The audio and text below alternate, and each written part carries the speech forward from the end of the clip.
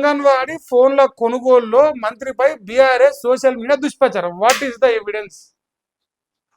BRS social media anganwadi కేంద్రాల్లో సీతక్క గారు ధర్మంగా న్యాయంగా ఏ అవినీతి చేయకుండా పైసా అవినీతి చేయకుండా ఫోన్లు ఇప్పించింది. శభా, సంతోషం,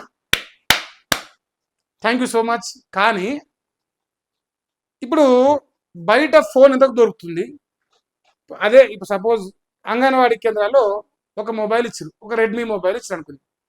ఆ రెడ్మీ మొబైల్ సపోజ్ రీటైల్ మార్కెట్లో ఒక 8,000 ఉంది, లేదంటే 10,000 ఉంది.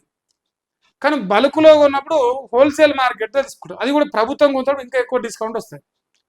సో మీరు ఫోను రీటైల్ మార్కెట్లో ఎంత ఉన్నది, హోల్సేల్ మార్కెట్లో ఎంతకి ఇస్తారు లేదు, అది కూడా అంటే ప్రభుత్వం అసలు టెండర్ తీసుకుందా, కాంట్రాక్టర్కి ఇచ్చిందా, ఎట్లా చేసింది? ఆ కంపెనీ కానించి ఏ కంపెనీకి అయితే మీరు ఫోన్లు ఇచ్చారో వాని కానించి ఎంతకు కొనరు, అది మార్కెట్లో ఎంత ఉంది, మీ దగ్గర ఉన్న డేటా బయట వేస్తే బీఆర్ఎస్ వాడు తప్పు చెప్తుండా, లేదు బీఆర్ఎస్ వాడు రైట్ చెప్తుండు, మన సీతక్కనే తప్పు చెప్తున్నా, నిజం నికార్సుగా బయటపడుతుంది. ఆ ధైర్యం లేకపోయా. దుష్ప్రచారం ఎట్లా దుష్ప్రచారం? ఎట్లా